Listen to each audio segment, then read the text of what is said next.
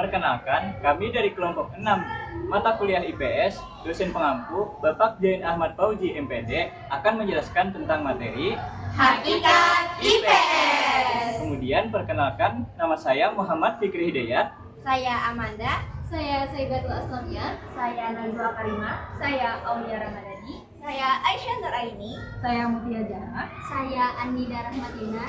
Saya Titik Kristiawati. Dan saya Rifatul Mahmudah. Baik, di sini saya akan membawakan materi pertama tentang pengertian IPS. Ilmu pengetahuan sosial IPS atau social studies adalah kajian tentang manusia dalam kehidupan bermasyarakat. IPS mempelajari hubungan sosial, interaksi antar individu, serta cara manusia memenuhi kebutuhannya dalam berbagai aspek kehidupan. Oke, selanjutnya adalah materi tujuan IPS. Tujuan IPS adalah mencapai tujuan melalui pengembangan bermasyarakat, yaitu mampu berpikir logis dan kritis, rasa ingin tahu, dan terampil dalam kehidupan sosial, memiliki kesadaran dalam nilai-nilai sosial, memiliki kemampuan dalam berkomunikasi, bekerja sama, dan bisa mengikuti kompetisi di tingkat lokal, nasional, ataupun global. Keterampilan dikembangkan yaitu keterampilan dalam menyampaikan gagasan, argumen, dan cerita, terampil dalam beradaptasi dalam kelompok, terampil dalam menyusun pengetahuan baru. Dan juga oleh karena itu, tujuan ini sangatlah dibutuhkan agar bisa menghadapi kehidupan yang akan mendatang. Selanjutnya saya akan menjelaskan tentang ruang lingkup IPS. Ruang lingkup IPS ini meliputi berbagai cabang ilmu yang mempelajari manusia dan masyarakat dari berbagai sudut pandang.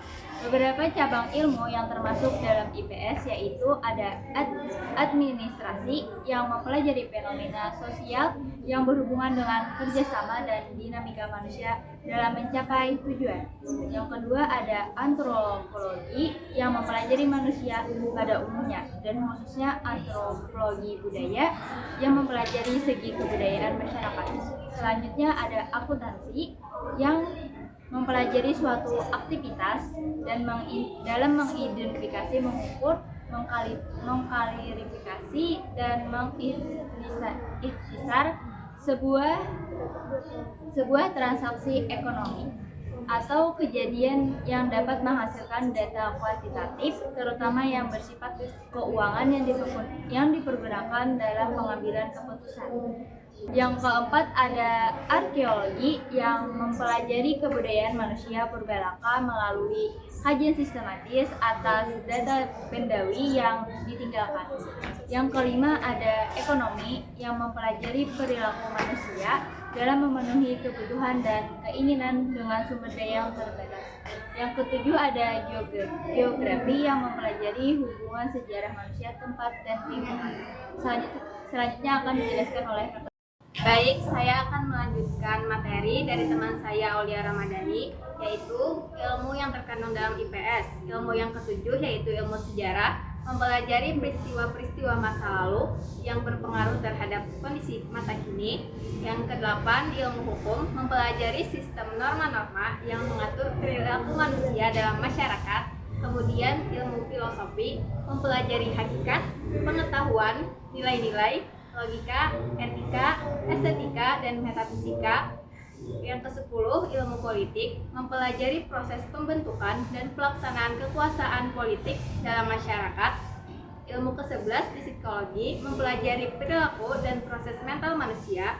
Ilmu yang ke-12 yaitu agama, mempelajari keyakinan-keyakinan dan praktik-praktik spiritual manusia. Dan ilmu yang terakhir yaitu sosiologi, yang mempelajari struktur dan interaksi sosial manusia dalam kelompok-kelompok atau masyarakat. Selanjutnya saya akan melanjutkan mengenai materi karakteristik dilihat dari aspek tujuan.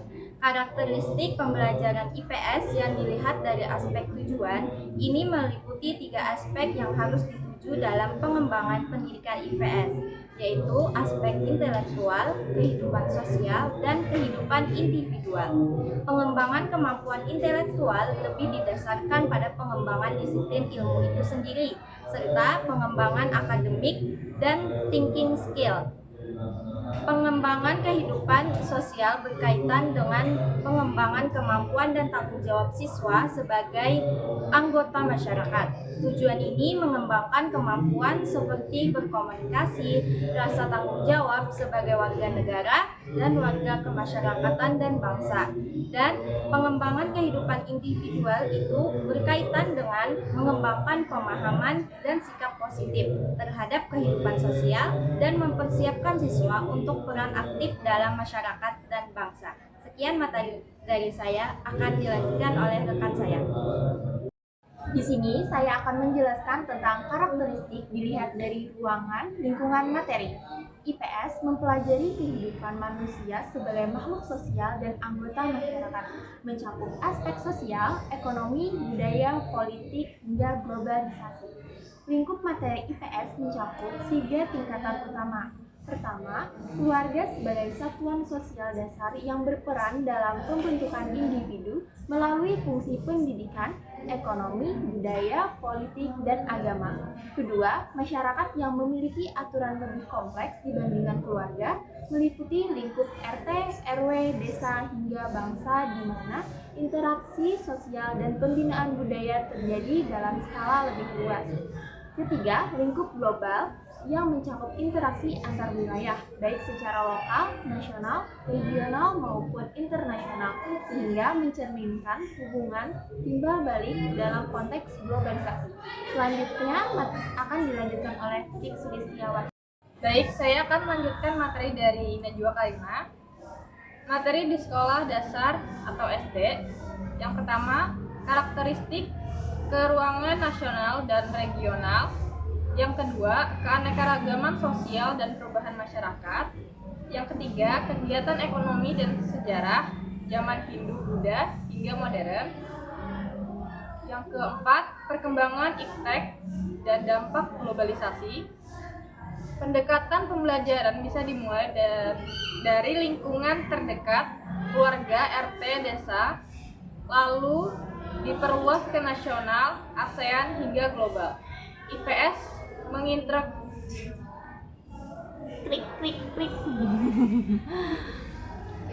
IPS mengintegrasikan berbagai aspek kehidupan manusia untuk memahami interaksi sosial, budaya, ekonomi, dan pengaruh globalisasi. Baik, di sini saya akan menjelaskan mengenai karakteristik dilihat dari aspek pendekatan pembelajaran. Aspek yang ditonjolkan dalam pendekatan ini adalah aspek perilaku, sikap sosial, serta nilai eksistensi dalam menghadapi suatu nilai kebersamaan, kepemilikan hak, dan kewajiban sebagai makhluk sosial.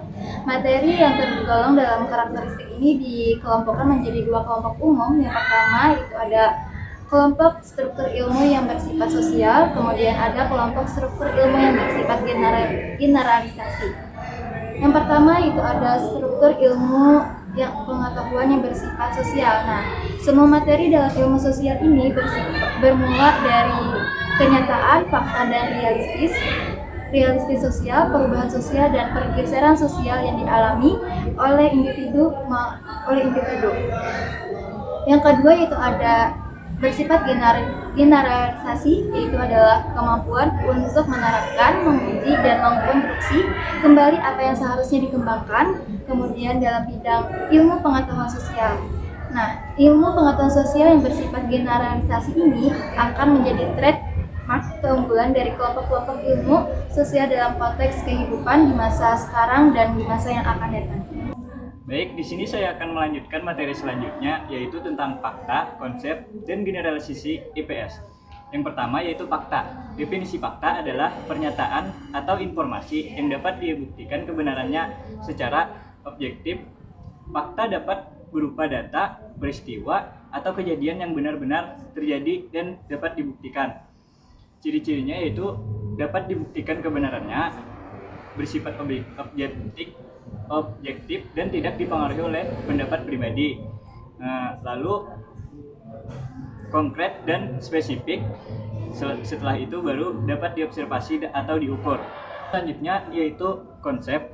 Definisi konsep adalah ide atau gagasan yang digunakan untuk mengklasifikasikan atau mengkategorikan sebuah informasi atau fenomena. Konsep membantu kita memahami dan menyederhanakan informasi yang kompleks. Ciri-cirinya yaitu bersifat abstrak dan tidak berwujud.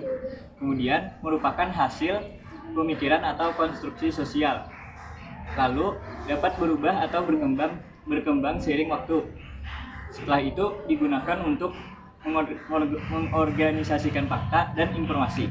Selanjutnya yaitu generalisasi.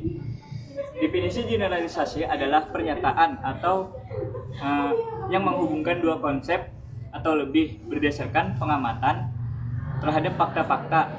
Generalisasi bersifat lebih luas dari fakta dan konsep serta dapat digunakan untuk menjelaskan atau memprediksi suatu fenomena.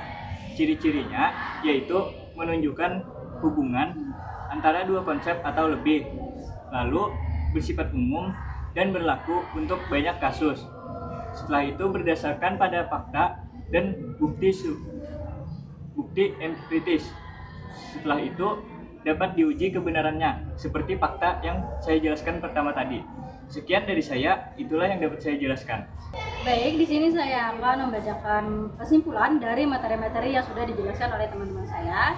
Yaitu pendidikan IPS itu bertujuan membentuk manusia yang memiliki pengetahuan dalam bidang sosial, terampil dalam memecahkan masalah sosial, serta berpegang teguh terhadap nilai-nilai sosial masyarakat sehingga memiliki sikap yang baik sebagai warga negara. Tujuan efektif pendidikan IPS yang mengharapkan terbentuknya warga negara yang baik, dan tujuan kognitif dengan memiliki pengetahuan mengenai masalah-masalah sosial membuat pendidikan IPS memiliki beberapa karakteristik khusus yang memang menjadi perhatian dalam melaksanakan pembelajaran IPS. Di antaranya itu memperhatikan perkembangan emosional dan intelektual siswa dalam pembelajaran. Demikian materi yang dapat kami sampaikan. Salah hilaf mohon maaf. Semoga bermanfaat. Assalamualaikum warahmatullahi